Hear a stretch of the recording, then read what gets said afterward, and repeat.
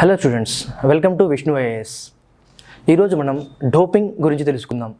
Doping అంటే ఏంటి, world anti doping agency ఏంటి, అదేవిధంగా నేషనల్ యాంటీ డోపింగ్ ఏజెన్సీ అంటే ఏంటి, ఇటీవల పార్లమెంట్లో క్రీడా మంత్రిత్వ శాఖ ప్రవేశపెట్టిన డోపింగ్ బిల్లు గురించి తెలుసుకుందాం.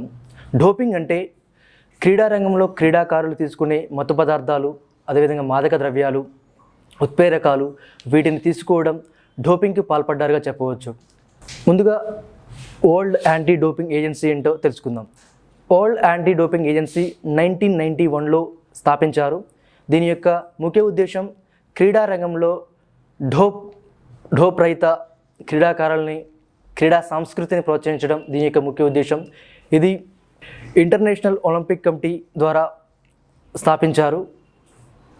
దీనికి అనుగుణంగా భారతదేశంలో నేషనల్ యాంటీ డోపింగ్ ఏజెన్సీని 2007లో స్థాపించారు.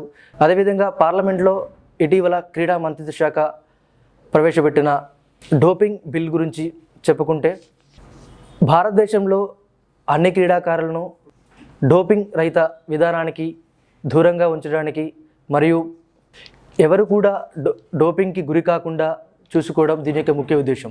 అదేవిధంగా ఇందులో ఒక కమిటీని ఫామ్ చేశారు. ఆ కమిటీలో ఒక చైర్మన్, 2 చైర్పర్సన్స్ ప్యానెల్గా నిర్ణయించారు. ఈ ప్యానెల్ డోపింగ్కి పాల్పడిన వారిపై తీసుకోవాల్సిన చర్యలు అనుగుణంగా వీరు నడుచుకుంటారు. దీనివలన ప్రపంచంలో, అదేవిధంగా భారతదేశంలోని అన్ని క్రీడల్లో ఉన్న క్రీడాకారులని డోపింగ్ రహిత విధానానికి దూరంగా ఉంచడం మరియు డోపింగ్ రహిత క్రీడా సంస్కృతిని ప్రోత్సహించడం దీని యొక్క ముఖ్య ఉద్దేశం. దీనివల్ల భవిష్యత్తులో ఎలాంటి డోపింగ్ విధానానికి పాల్పడకుండా క్రీడాకారులను ప్రోత్సహించడం భారతదేశ క్రీడారంగంలో ఒక అత్యున్నత స్థాయిలో సువర్ణ అధ్యయనంగా చెప్పవచ్చు. సో డోపింగ్ అంటే ఏంటి, నేషనల్ యాంటీ డోపింగ్ ఏజెన్సీ, అదేవిధంగా వరల్డ్ యాంటీ డోపింగ్ ఏజెన్సీ గురించి తెలుసుకున్నాం. సో